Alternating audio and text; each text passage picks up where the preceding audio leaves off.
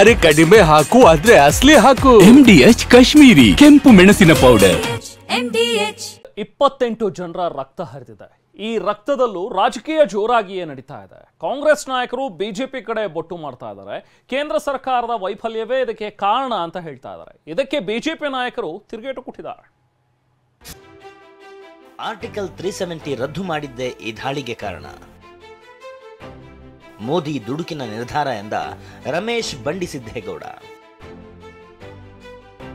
ಶ್ರೀರಂಗಪಟ್ಟಣ ಶಾಸಕ ರಮೇಶ್ ಬಂಡಿಸಿದ್ದೇಗೌಡ ಕೇಂದ್ರ ಸರ್ಕಾರವನ್ನ ಟೀಕಿಸುವ ಭರದಲ್ಲಿ ಉಗ್ರರ ದಾಳಿಯನ್ನ ಸಮರ್ಥಿಸುವ ರೀತಿ ಮಾತನಾಡಿದ್ದಾರೆ. ಆರ್ಟಿಕಲ್ 370 ರದ್ದು ಮಾಡಿದ್ದೇ ಈ ಘಟನೆಗೆ ಕಾರಣ. 370 ರದ್ದು ಮಾಡುವ ಮುನ್ನ ಯೋಚನೆ ಮಾಡಬೇಕಿತ್ತು ಅಂದಿದ್ದಾರೆ.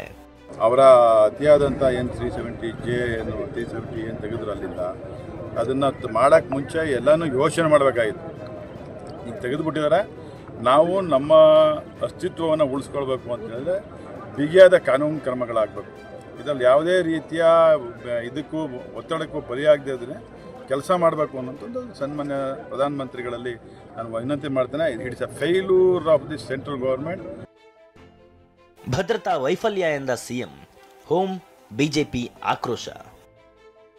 ರಮೇಶ್ ಬಂಡಿಸಿದ್ದೇಗೌಡ ಆರೋಪಕ್ಕೆ ಪ್ರತಿಕ್ರಿಯಿಸಿದ ಸಿಎಂ ಸಿದ್ದರಾಮಯ್ಯ, ಗೃಹ ಸಚಿವ ಪರಮೇಶ್ವರ್ ಇದು ಕೇಂದ್ರ ಸರ್ಕಾರದ ಗುಪ್ತಚರ ಇಲಾಖೆ ವೈಫಲ್ಯ ಅಂತ ಆರೋಪಿಸಿದ್ದಾರೆ. ಇಂಟೆಲಿಜೆನ್ಸ್ ಫೈಲೂರ್ ಕೇಂದ್ರ ಸರ್ಕಾರದ ಇದು ಇಂಟೆಲಿಜೆನ್ಸ್ ಫೇಲ್ ಆಗಿದೆ ಅಂತ ಅನಿಸುತ್ತೆ.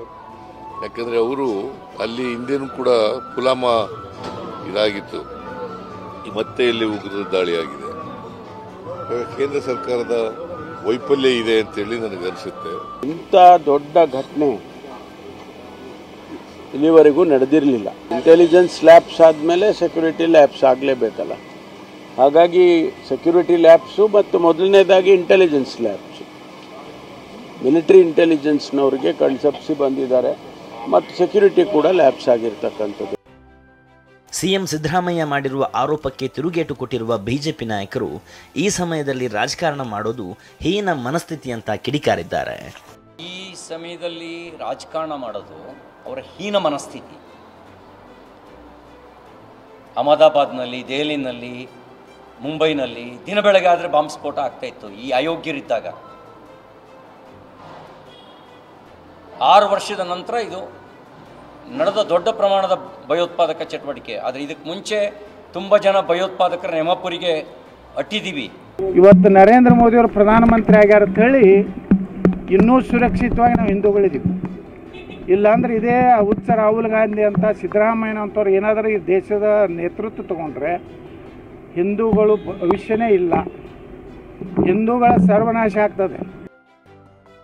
ಏನೇ ಆಗಲಿ, ಉಗ್ರವಾದದ ಘಟನೆಗಳ ಬಗ್ಗೆ ಈ ರೀತಿಯ ರಾಜಕಾರಣದ ಹೇಳಿಕೆಗಳು ಯಾವುದೇ ಪಕ್ಷಗಳಿಗೂ ಶೋಭೆ ತರುವುದಿಲ್ಲ. Bureau report, TV9.